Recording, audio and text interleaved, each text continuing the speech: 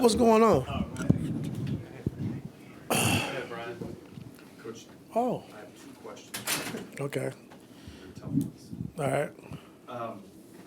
With this group, what do signs of chemistry, look like to you on the floor?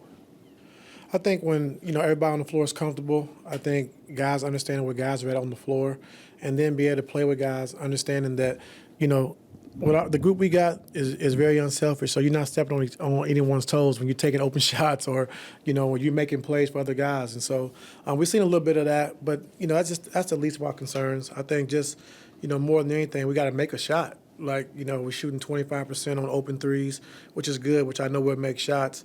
And then other things, just defensively and just rebounding the basketball. So, like I said, I've seen some positive things in those clips. And, when you get Hall of Fame guys to turn down shots, to try to make a play for somebody else, even though it's not good for the team, that's a positive thing. So none of the guys are selfish. None of the guys are doing things that we don't need them to do, and so it just makes it hard, So we just got to make sure we're just playing through the game and playing the game the right way.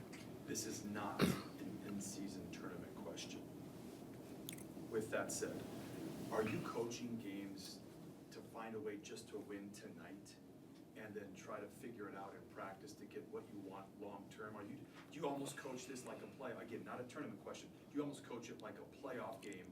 Just figure out tonight, and we'll worry about 2 months down the road with practice and with more time? Yeah, I mean, it's always better to learn, when you're winning, when you're winning games. And so it's going to take some time. We know it's going to be a process, but we would love for that process to happen while we're winning games and continue to keep getting better every day with practices and shoot-arounds. And so now, like you said, tonight, it's an important game for us to come out and play well and win this game. As you're kind of assessing who fits with whom, are there certain combinations that you're kind of prioritizing? I really need to figure out which combinations of like 2 or 3 guys work together the most. There's certain. Yeah, it's going to be a little different tonight, so we're trying to see different combinations. So the rotations will be a little different tonight than they have been, early on in the first couple of games. Well, Coach, I have a tournament question. Are you going to coach any differently, considering tiebreakers and point differential could mean something? Yeah, I mean, we definitely want to go for the win, and so we know points matter. So, like, at the end of the game, if you have 15 or 16 or whatever, you still got to shoot the basketball because points matter. And had a little bit of experience with that this summer in the FIBA game. It just no matter what it is, what time's on the clock, like you got to go to score the basketball. And so hopefully everyone on both sides understands that. Follow up on that, is there any communication with some of the players?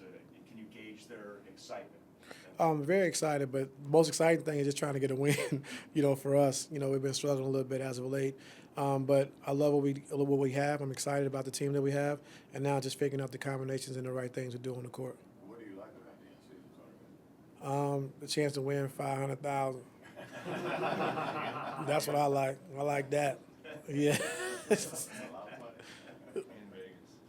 And Vegas, yeah, for sure. Paul started this year talking about how he had a change in mindset. He basically called himself very assertive.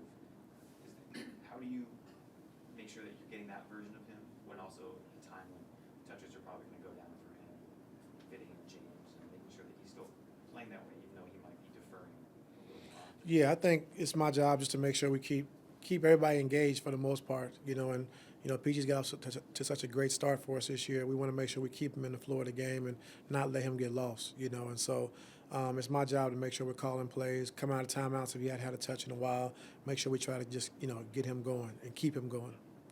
Wednesday in Brooklyn, clearly seemed like PJ was your backup 5. Yes. But how far along is Kobe in his development?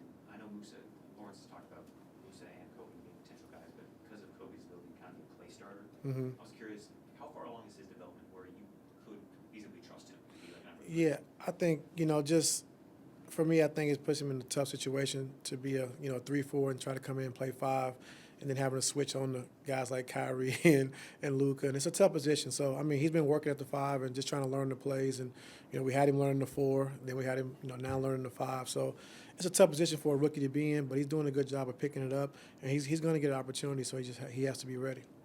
Coach, former Clipper Jamal Crawford is going to be on the Hall of Fame ballot later this year. Just your thoughts about his career and potentially having a chance to hear his name later this year as a finalist or Yeah, I mean, Yeah, I think it'd be great. You know, I just think, you know, Jamal had a heck of a career, being sixth man of the year. How many times? 3. 3 times, scoring 50 points on about 30 teams. I don't know. You know, just his presence. And, you know, when Jamal came through, he kind of made a sixth man okay. You know, when he came through, everybody wants to start. Everybody wants to have a big role. But I think Jamal, you know, he took that role on and just said, you know, I'm going to be the sixth man. I'm going to score the basketball. I'm going to make plays. And he kind of made that sixth man, you know, really popular. And so I know we had the microwave back in the day, but just for our era, you know, Jamal really made that sixth man of the year, you know, really valuable. How do you think the point guard position's changed over the last 10 or 15 years? You know, I think if you've been dating back to 15 years ago, you had point guards that were more, you know, running the team, assist guys, you know, trying to keep everybody involved, make sure the offense is running smooth. And then now you have guys that can do that but score at a high level as well, you know. And so instead of having, you know, 9, 10, 11 assists, they're going to have, you know, 22 points, 5 assists, 25 points, 5 assists. So just scoring more, I think, now with the point guards nowadays is really prevalent. What's it like to face a Dallas team that actually likes to run, get some pace going? They've been so slow, methodical over the years. This team seems like it gets up and down. Is that a Kyrie effect?